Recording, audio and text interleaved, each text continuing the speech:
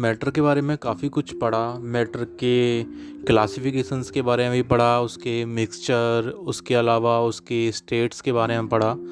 उसके बाद में हमने ये पता किया कि मैटर आखिरकार छोटे छोटे पार्टिकल से बना हुआ है। तो अब ये जो पार्टिकल्स थे हमारे, वो क्या थे, हम इन पर आ चुके थे। तो यहीं से हमारी कुछ थ्योरीज भी निकल कर आई थी कई सारे साइंटिस्ट्स की, और कुछ केमिकल लॉज भी निकल कर आए थे। तो अब इस पार्टिकल्स के बारे में जानना शुरू करते हैं। तो hello everyone, my name is Suraj Singhania, founder of SRJ group, and welcome to our science channel SRJ science hub. तो ये जो हमारे पार्टिकल्स थे, ये हमारे कहलाए थे एटम।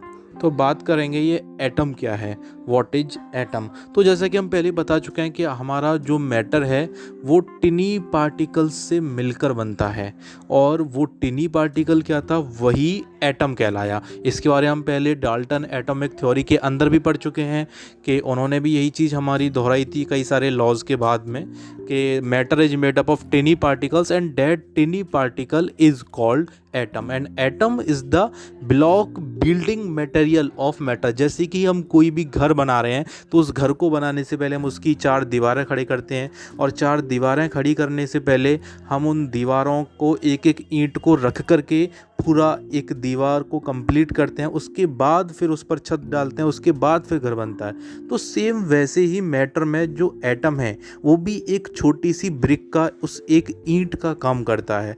तो कई सारे एटम्स मिल करके हमारे मॉलिक्यूल्स बनाते हैं। उसके अलावा फिर जब वो एटम और मॉलिक्यूल्स का ग्रुप बन जाता है तो वो कंपाउंड बनाते हैं, और फिर वो सारे मिल करके हमारे बड़े बड़े कई सारे कंपाउंड्स बनाते चले जाते हैं, और वहाँ से हमारा शुरुआत होती है मैटर के बनने की। अब यहाँ पर मैंने कई दो चीज़ों का नाम लिया, जैसे कि मॉलिक्यूल्स का, कंपाउंड्स का, तो उसको थोड़ा क्लियर कर दें। वैसे आगे भी हम और इसका डिस्कस करने जाएंगे, जहाँ पर हम सारी चीज़ें लेकर के आएंगे एक साथ में, एटम, मॉलिक्यूल, कंपाउंड, आयन, सबको। तो थोड़ा सा बताते हैं कि एटम्स हमने पढ़े पहले, थोड़ा मिक्सचर के अंदर भी एलिमेंट्स के बारे में भी पढ़ा, डाल्टन एटॉमिक थ्योरी के अंदर भी पढ़ा।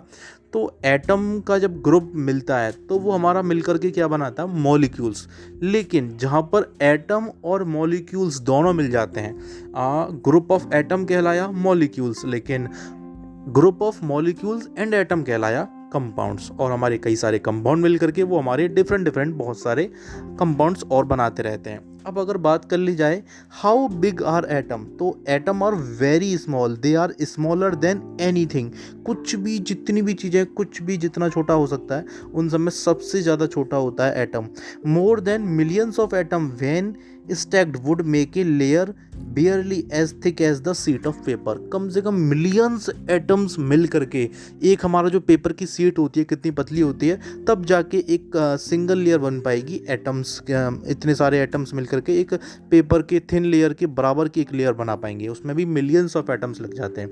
तो अगर बात की जाए एटॉमिक रेडियस की, जिसको हम नैनोमीटर्स में का मेजर करते हैं, तो ये हमारा 1/10 की पावर 9 मीटर इक्वल होता है 1 नैनोमीटर के। तो 1 मीटर में हमारा हो गया 10 टू द पावर 9 नैनोमीटर।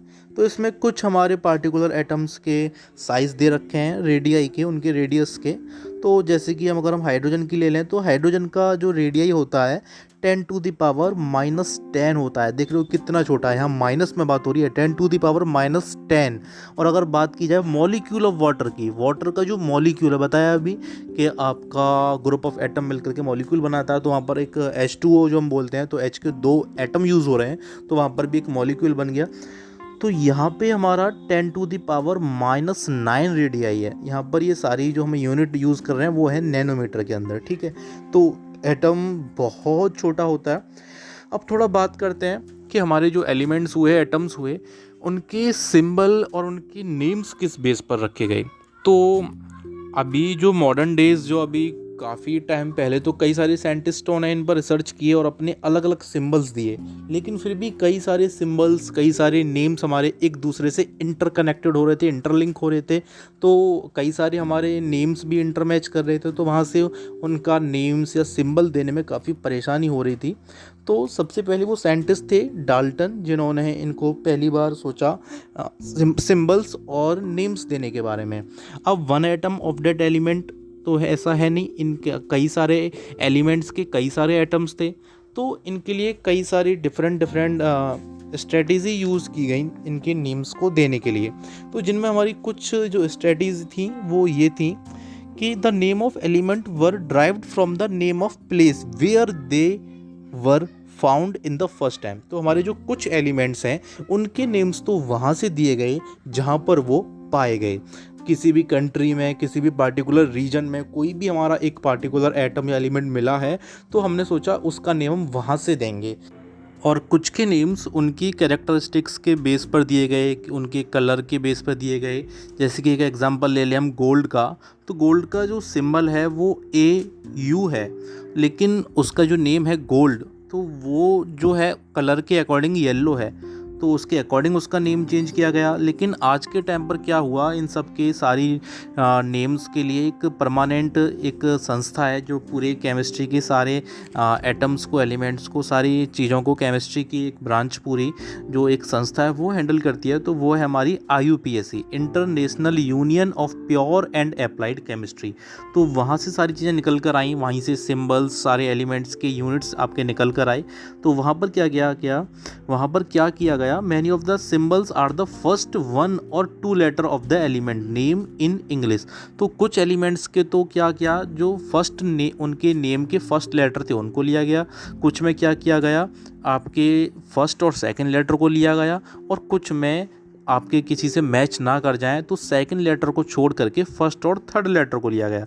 तो ऐसे कई सारे डिफरेंस रखे गए उनके नेम के अकॉर्डिंग, उनके प्रॉपर्टीज़ के, उनके कलर्स के अकॉर्डिंग। तो इस तरीके से उसमें कई सारे डिफरेंस क्रिएट होने की वजह से कोई भी एक दूसरे से सिंबल मैच ना कर जाए, तो हमारी ये जो संस्था है इन्होंने इस तरीके से काम किया इस पर। जैसे कि अगर हम एग्जाम्पल लें तो एल्यूमिनियम जो है वहाँ पर हम फर्स्ट लेटर को लेते हैं कैपिटल में A, और उसका जस्ट सेकेंड लेटर हम L को यूज़ करते हैं स्मॉल लेटर में। अब हाइड्रोजन में हमारा H आता है केवल। अब हीलियम को लें तो हीलियम में H और E दोनों को यूज़ करते हैं, तो डिफरेंट भी हो गया हाइड्रोजन से।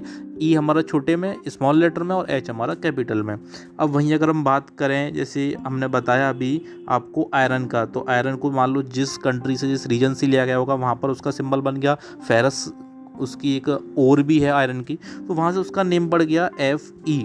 ठीक है। अब मैग्नीशियम को जैसे देखें तो मैग्नीशियम में क्या हुआ, मैग्नीशियम के सिंबल में उसका फर्स्ट लेटर लिया, सेकंड लेटर को छोड़ दिया गया, वहाँ पर क्या बोला उसको M और G।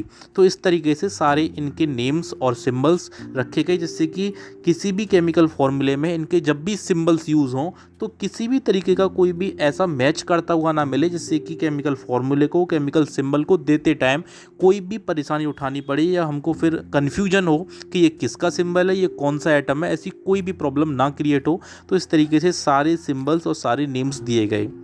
So thank you everyone.